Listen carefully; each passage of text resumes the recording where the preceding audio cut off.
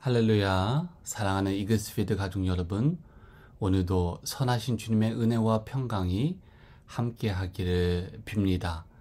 11월 9일 목요일 아침입니다. 이 아침에 우리가 함께 나눌 하나님의 말씀은 구약성경 욥기 6장 1절에서 30절까지의 말씀입니다.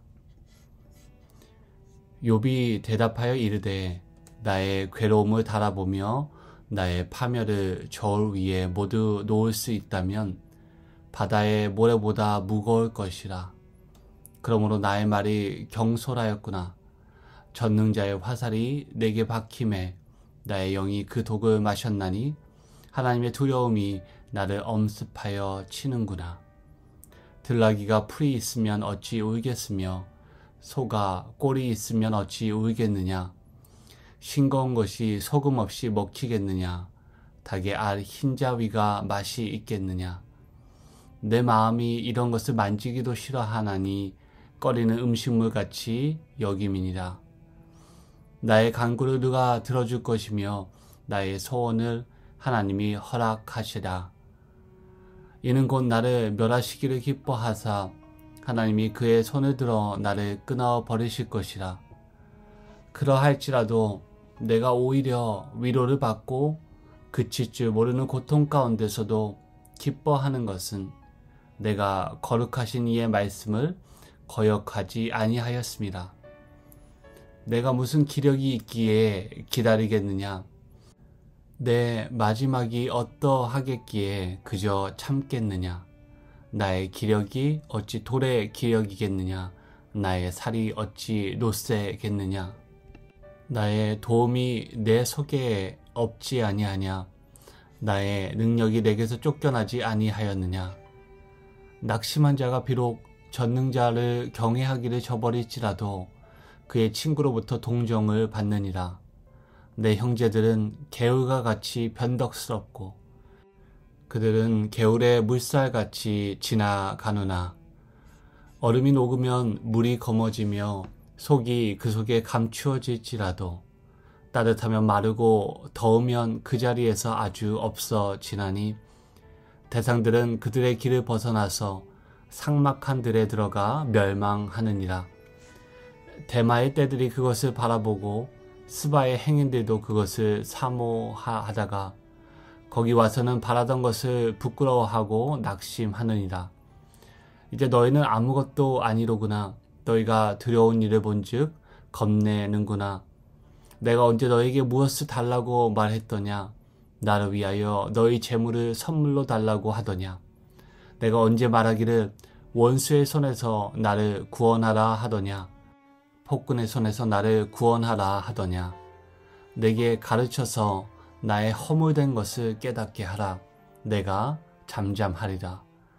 옳은 말이 어찌 그리 고통스러운고 나의 책망은 무엇을 책망함이냐. 너희가 남의 말을 꾸짖을 생각을 하나 실망한 자의 말은 바람에 날아가느니라. 너희는 고아를 제비 뽑으며 너희 친구를 팔아 넘기는구나. 이제 원하건대 너희는 내게로 얼굴을 돌리라. 내가 너희를 대면하여 결코 거짓말하지 아니하리라. 너희는 돌이켜 행악자가 되지 말라.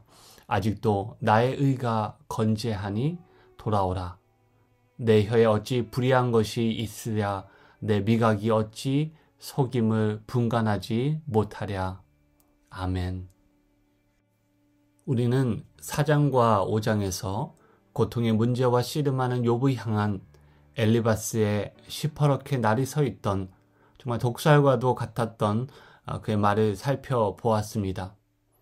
이제 오늘 본문 6장에서는 엘리바스가 휘둘렀던 폭력적인 언사에 대해 방패를 들고 자신을 변호하는 욥의 모습을 보게 됩니다. 욥이 자신을 변호하는 모습은 크게 두 가지로 보입니다. 첫째는 자신을 향한 엘리바스의 진술을 부정하는 것이고, 둘째는 하나님 앞에서 자신의 신앙이 의롭다는 것을 긍정하는 것으로 나눠볼 수 있습니다. 한마디로 엘리바스의 말에 담긴 잘못된 부분을 지적하고 거기서 또 그치지 않고 나아가 하나님에 대한 자신의 신앙의 진실된 측면을 내세움으로 자신을 변호하고 있는 것입니다. 고난을 단순히 묵묵히 수용하고 견디는 그런 노력을 넘어서서 적극적으로 고통의 문제를 다루는 욥의 자세를 볼 수 있습니다. 베드로 사도 역시 고난 중에 있는 교회의 성도들을 향해 다음과 같이 당부하였습니다. 베드로전서 3장 15절에서 16절까지의 말씀을 읽어드리겠습니다. 너희 마음에 그리스도를 주로 삼아 거룩하게 하고 너희 속에 있는 소망에 관한 이유를 묻는 자에게는 대답할 것을 항상 준비하되 온유와 두려움으로 하고 선한 양심을 가지라. 이는 그리스도 안에 있는 너희의 선행을 욕하는 자들로 그 비방하는 일에 부끄러움을 당하게 하려 함이라. 아멘. 엘리바스가 쏟아낸 비판과 비방에 대하여 욥은 적극적으로 자신을 변호하였습니다. 대답을 하되 하나님 앞에서 선하고 바른 양심을 갖고 엘리바스의 부당한 말과 또 그의 잔인한 신학을 회피하고 묵과하지 않고 적극적으로 그에게 항변하는 욥의 모습을 통해 우리는 어떻게 고난이라는 또 고통이라는 터널을 지나가야 하는지 한편으로 지혜를 얻을 수 있습니다. 9절과 10절을 보시면 욥은 자신의 고통이 하나님께로 왔음을 인정합니다. 그것은 하나님의 절대적인 주권을 인정하는 표현입니다. 하나님께서 고통과 재앙을 허용하지 않으신다면 결코 그것이 가능할 수 없다는 것을 욥은 굳게 믿고 있습니다. 하지만 자신이 범죄하였기 때문에 하나님께 고난을 받는다고 주장하는 엘리바스의 신학은 정면으로 거부합니다. 10절 말씀입니다.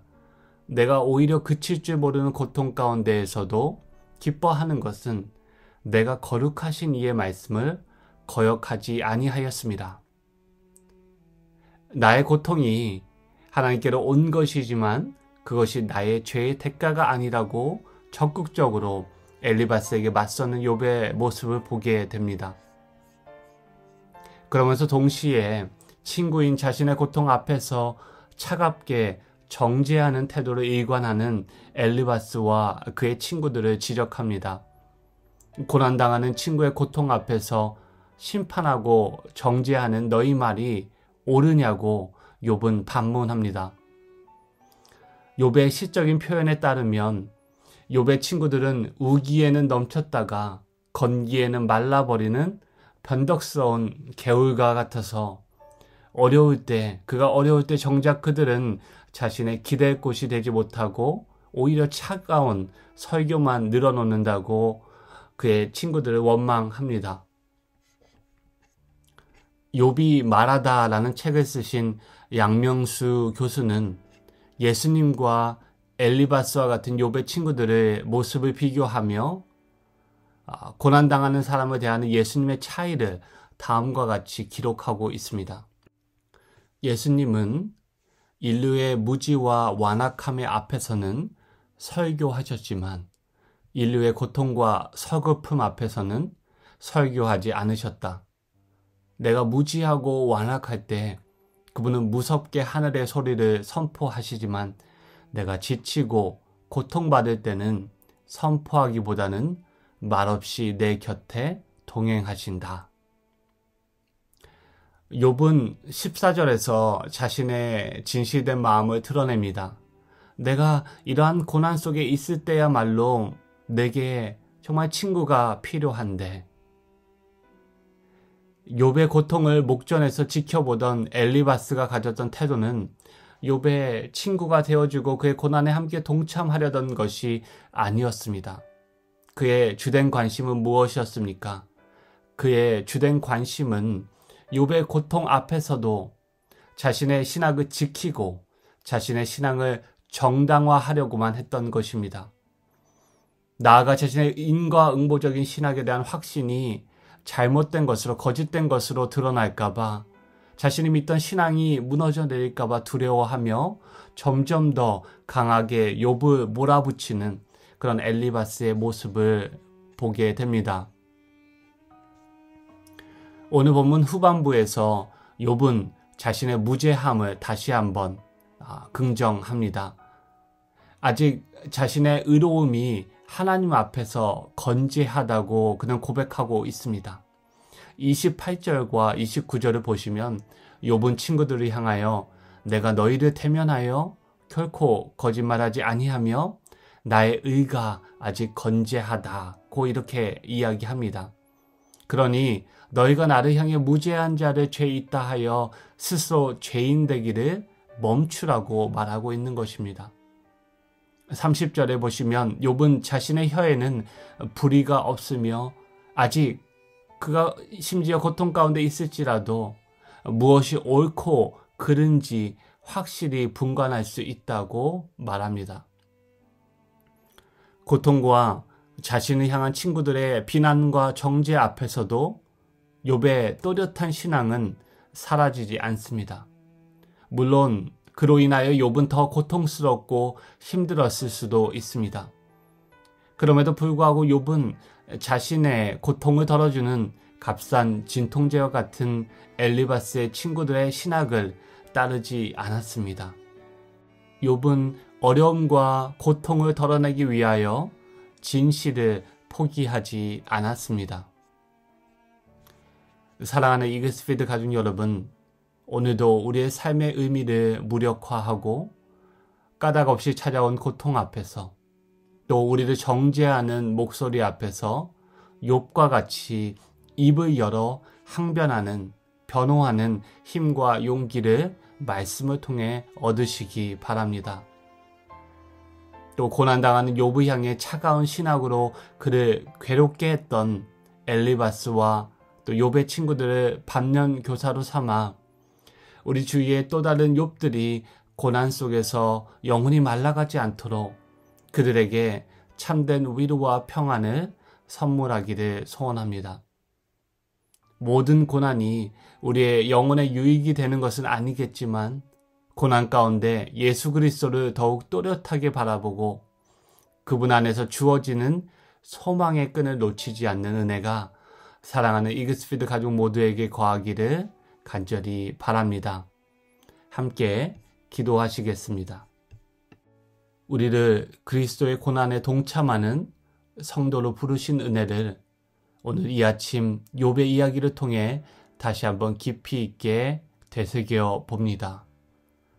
죄가 없으신 그리스도 예수의 고난과 죽으심, 십자가를 통하여 우리를 구원하신 하나님의 은혜를 기억해 봅니다.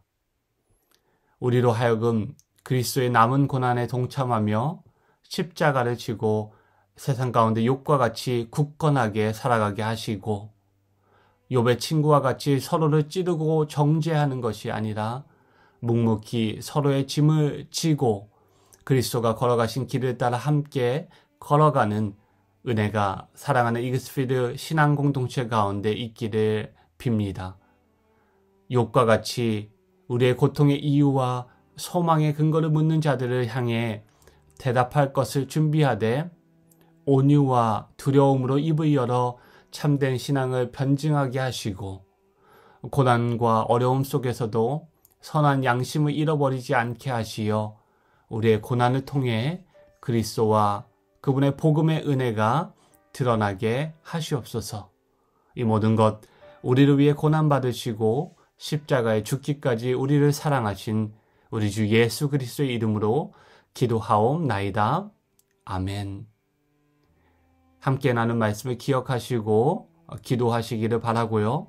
오늘도 우리에게 주어진 십자가를 지고 주님을 따라 걸어가는 복된 하루 되기를 빕니다.